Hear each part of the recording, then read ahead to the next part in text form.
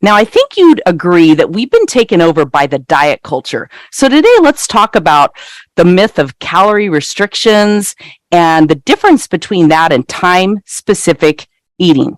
Now, as I've mentioned, we have been taken over by the diet culture. I know it, and you know it too. How many diets have you been on? And how many times would you say you failed at said diet? How many times did you succeed? From my very earliest memories of magazines on newsstands, there was always some type of new fad diet. And most women I talk to can remember their moms and their moms' friends being part of that diet culture on that diet treadmill. And yet, at least half a century later, we are fatter, more obese, sicker, and taking more medications than ever. It's been a consistent rise, a steady rise year after year. We may be living longer, but are we living better? And ultimately, that's a question we have to ask ourselves. Am I living better? And at what cost is there to this prolonged life? Is it filled with vitality, functionality, with a cognitive brain? Or do we end up barely on life support, numbed out, over-medicated, overfed, and yet starving to death really in so many ways? And perhaps we reach a point where we no longer remember our loved ones or a life well lived. Now, you may be thinking, oh my gosh, this sounds like doom and gloom. And I don't mean for it to, but as we all look around, we have to really experience this as a wake-up call of what's going on in our culture today, okay? Because the diet culture has to go. It's a massive failure. And at the same time, it's a multi-billion-dollar business. It's what has misled us to believe that counting calories is truly what matters, and restricting calories is what matters, and that old eat less, move more mentality. Yes, there are some true components to that, but the reality of it is it's only part of the story. So first you have to ask yourself, are all calories equal? Well, it doesn't take a rocket scientist to know that your body is not going to process 100 calories of almonds or broccoli in the same way that it's going to process 100 calories of sugary soda or cookies, like those 100 calorie snack packs that marketing tries to teach you not to feel guilty about. Interestingly, you'll begin to find if you research it that even Weight Watchers, WW, and the American Diabetic Association are finally recognizing that the reality that this is not the overall solution, and they're changing their point systems and carb exchanges as a result. If you eat the same amount of calories from broccoli rather than cookies, you are going to lose weight, and you're going to change your overall health. You'll begin to affect in a positive way your metabolic health, meaning that your body is going to then be better able to respond to food in a beneficial way that serves you, okay, that reduces your risk of conditions such as obesity, type 2 diabetes, heart disease, stroke, kidney disease, and that now more and more common non-alcoholic fatty liver disease.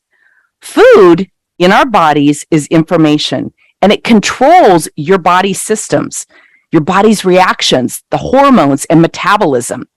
The source of calories and the information carried along with the calories make a big difference in how your genes, your hormones, enzymes, and metabolism respond. Now, that sounds like a mouthful. It sounds like a lot of technical information, but the reality of it is, if you eat food that spikes your insulin levels above what your body needs, your body's going to be more inclined to gain weight. That's just simple logic, right? If you eat food that reduces your insulin level, your body's going to be more inclined to lose weight. And this is true even if it contains the exact same number of calories or grams of protein, fat, carbohydrates, and fiber, okay?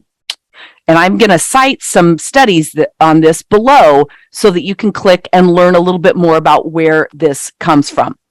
If you added 2 tablespoons of flax seeds or 2 tablespoons of fish oil to your can of Coke, it would raise your blood sugar much more slowly than just drinking that straight Coke. When you ingest that straight Coke, boom, your blood sugar gets a spike and it goes a little crazy.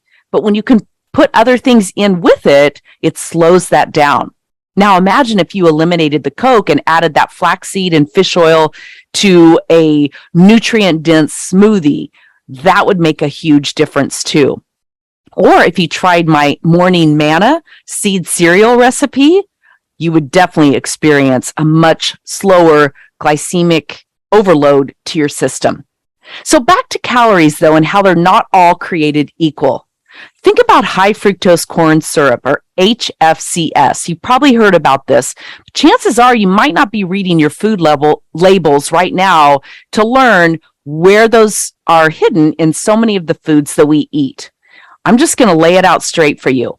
High fructose corn syrup is an example of a dangerous food for your body. I don't even consider it a food. I consider it a highly toxic chemical. Here's some other things you need to know about calories. Did you know that a cup of Yoplait original blueberry yogurt has the same exact amount of sugar as a can of Coke? You probably don't realize that. And more sugar than 2.5 Krispy Kreme donuts. Again, check the links below. I'm going to show you where this is documented. I'm not making this up. I'm also going to share a link below that has 10 foods that might surprise you in terms of their healthy status and high sugar reality. 8 ounces of orange juice is equal to a can of Coke in terms of sugar. These are scary things. And a serving, which is typically 1/4 to 1/2 cup, I'm not talking about a jar of Prego tomato sauce, has as much sugar as 2 Oreo cookies. So a lot of times through that bad food marketing, we might think that what we're eating is healthier or a healthier option. But the reality of it is, if we don't take the time to read and understand and explore food labels, we don't really know. When you ditch calorie counting and focus on eating a diet of well-balanced meals that are really nutritiously enhanced, ideally within a time-specific window, anywhere from 6 to 12 hours for the day of eating, so essentially 2 to 3 meals a day, and try to avoid snacking, you're going to begin to see a dramatic change in all areas of your health and wellness and the physical look of your body. It's been proven that there's no benefit for weight loss in splitting your daily caloric intake between 6 meals a day, right? You've heard that, 6 small meals a day broken up every 2 hours or so. So your metabolism doesn't slow down. That's crazy talk, versus 3 meals a day. It doesn't stimulate fat loss or calorie burning. So one thing I coach my clients to run things by is my 3 questions. These are my 3 litmus test questions. Do I understand what I'm reading or hearing and what I'm supposed to do?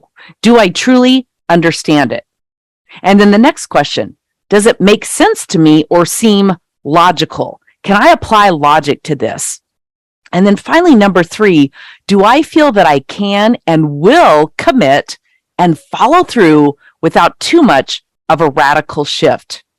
If you're in doubt, ask some questions, do some research, and use your own body as your guide. Intermittent fasting, if you pause and listen to your body always has the answers, but you've got to slow down and start tracking and hacking things. If you want a coach and some accountability, please join me in the Intermittent Fasting Myths, the Magic, and the Methods program. Go to if.highaltitudehabits.com. See the link below. And if you want to have a conversation, chat a little bit about your overall goals, do an assessment of where you feel your health is right now and any concerns that you have, schedule a free health assessment call with me, and the link is below. Again, I'm Jackie Elmer, peakperformancehabits.com.